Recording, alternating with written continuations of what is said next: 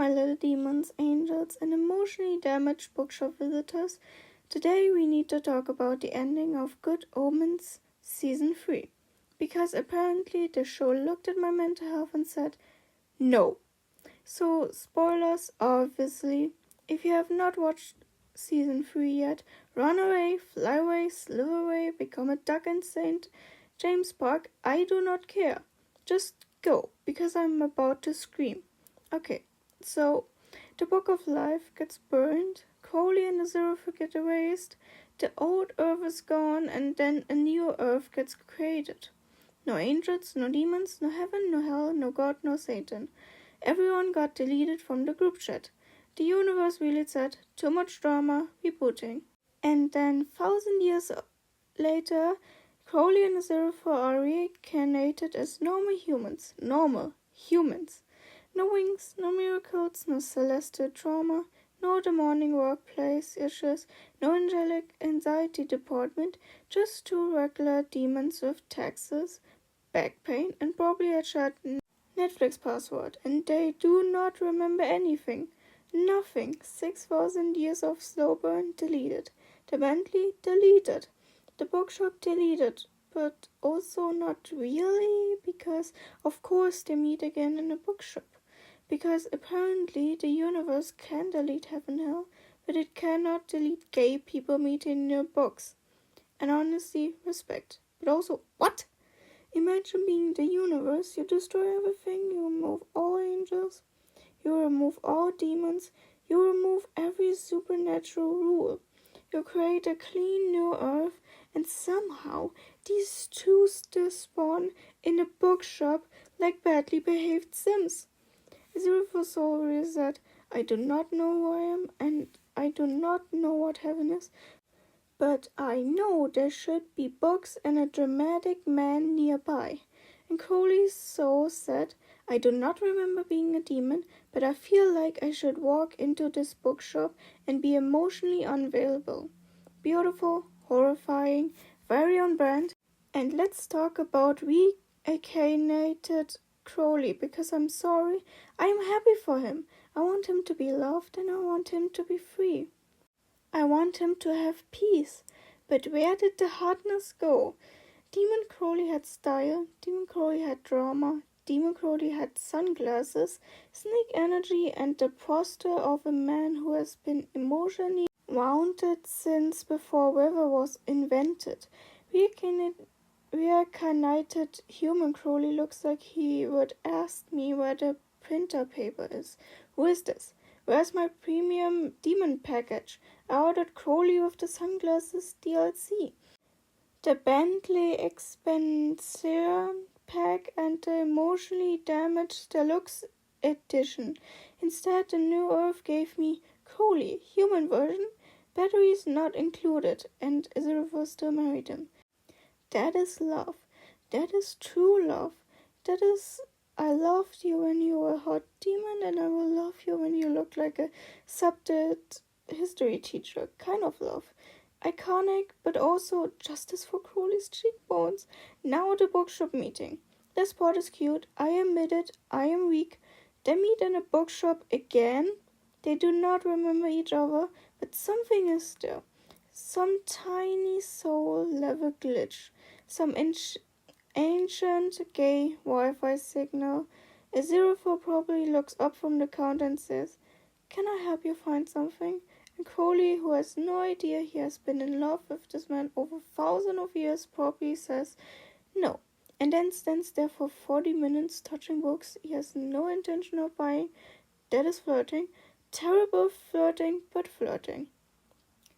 Azicrow was probably thinking, what a strange man. And Crowley is probably thinking, why do I feel like I was divorced from him in another life? And the audience is sitting there like, because you were babes, emotionally, celestially, semantically, and the worst part is, they do not know. They do not know they were once an ancient demon. They do not know they survived eclipses. They do not know they had a whole Earth-side thing. They do not know Crowley once kissed Azicrow like he was trying to win an argument with his mouth. They do not know Azicrow once broke Crowley's heart so hard that the entire fandom needed emotional support snacks. They just met in a bookshop and eventually get married, which is romantic, but also rude, because I remember. They do not, but I do. I'm the witness. I'm the emotionally damaged historian. I saw the 6,000 years of yearning. I saw the looks. I saw the almost confessions. I saw the divorce org. I saw the Book of Life barbecue. And now they are just like, oh darling, should we buy more tea? Tea? I am grieving the Bentley. But fine, maybe this is the point.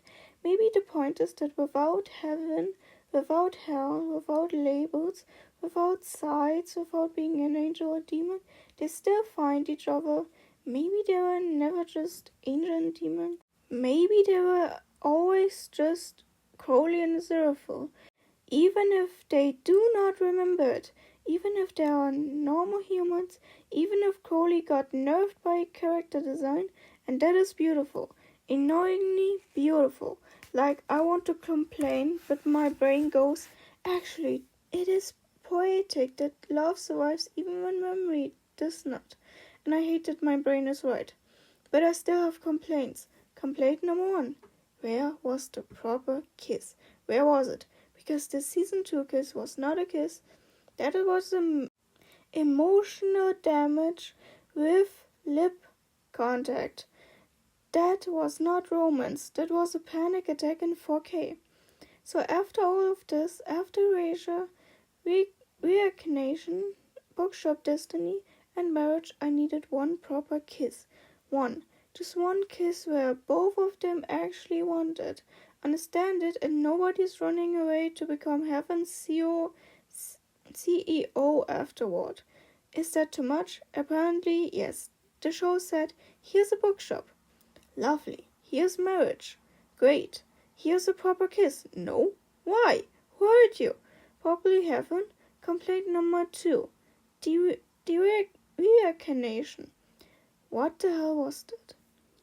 After season 2, I needed Azicrow to apologize so hard the wallpaper shook. I needed Crowley to be dramatic. I got tears. I got emotional honesty, but I needed one of them to finally say, I love you, but we communicate like cursed furniture. Because they do. They two have known each other for thousands of years and still communicate mainly through eyebrows, denial, and one-word noises. Crowley says angel, and somehow the fandom writes 47 aces. Azicrow says Crowley, and I need to lie down. They are not okay, and the ending just jumps forward like, do not worry, they are married humans now. Excuse me? That is not reincarnation, that is cosmic couples therapy by force. The universe really said, you two cannot talk properly? Fine, I will erase your memories and make you start over. Honestly, fair, but I also wanted to hear the apology. I wanted Azicrow to say, I hurt you. I wanted Crowley to say, you made me feel like I was not enough. I wanted Azicrow to say, you are always enough. And then I wanted them to kiss. Again, very normal request. I'm very calm about this. I'm only shearing the warts a little.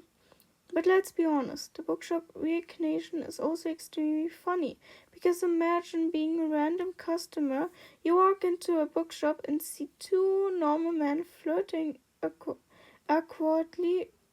Cute? Right, wrong. That is the remains of a 6,000 year celestial slow burn after the universe got factory reset.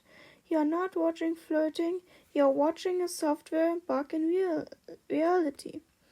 Crowley and Azicrow are basically the files that were supposed to be deleted, but somehow came back in a folder called Do Not Touch. The Near Earth has no angels and no demons, but it still had these two falling in love in a bookshop. Reality tried to install them. They reinstalled themselves through romance, and I loved it. I hate it. I need fan art of that immediately. Also imagine their normal human married life. No eclipse, no heaven, no hell, just marriage. Azicrow. Crowley, did you do the laundry? Crowley, no. Who are you not? The washing machine looked at me wrong. It is an appliance. Exactly. Suspicious. And this is their life now. Azicrow collects too many books. Crowley pretends to hate it but carries the boxes. Azicrow makes tea. Crowley complains about tea. Crowley buys one plant and somehow still bullies it. Azicrow says, "My dear," and Crowley is short-sighted, even though he has no idea why. That is adorable. But also I need them to have deja vu. I need Crowley to hear Queen and suddenly feel emotionally attacked. I need Azicrow to see an old sword in a museum and think, that feels familiar. I need Crowley to see sunglasses in a shop window and go, I don't know why, but these feel like a personality. I need Azicrow to touch an old book and feel like he once loved a place so much it became a part of him. Give me crumbs. I'm not picky. Actually, I'm very picky. But still, the ending is basically the universe saying, even without memory, they find each other. And that is romantic. But I'm also saying, even with romance, I need more kissing. Both can be true. I contain more to those, so my final thoughts are, Season 3 destroyed me. The ending was beautiful, funny, rude, poetic, criminal, romantic, and personally disrespectful. Crowley and Azicrow got erased, reincarnated, meet in a bookshop, became normal human husbands, and forget everything. Heaven and hell got deleted. God and Satan left the story. Crowley lost his demon hotness. Azicrow still shows him. The bookshop won custody, and I'm suing for emotional damage. But honestly, maybe it is the most good omens ending possible. Because after all these prophecies, wars, plans, sights, angels, demons, and eclipse, the final miracle is just two people finding each other in a bookshop. No memories, no destiny they understand, no divine order, just a feeling, just love, and the world being quiet enough for them to show each other. And yes, that is beautiful, but also give me the proper kiss, you cowards. Anyway, thank you for watching my emotional breakdown. Like, comment, subscribe, and please tell me in the comments if you also think reincarnated Crowley got nerfed by the New Earth character creator, because I need validation.